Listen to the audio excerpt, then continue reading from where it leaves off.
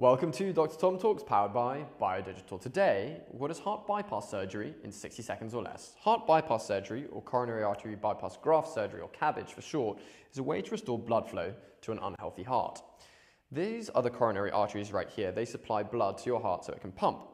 In a diseased heart, they might be blocked by these coronary artery fatty plaques, and that puts you at an increased risk for a heart attack because you're not getting enough blood going to your heart so it can pump.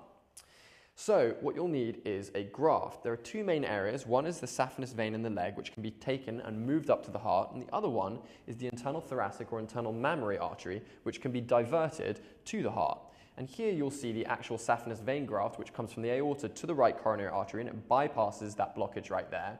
And over here you'll see the internal thoracic or mammary, which is diverted from its usual path and attached to the left anterior coronary descending artery. That is heart bypass surgery in 60 seconds or less.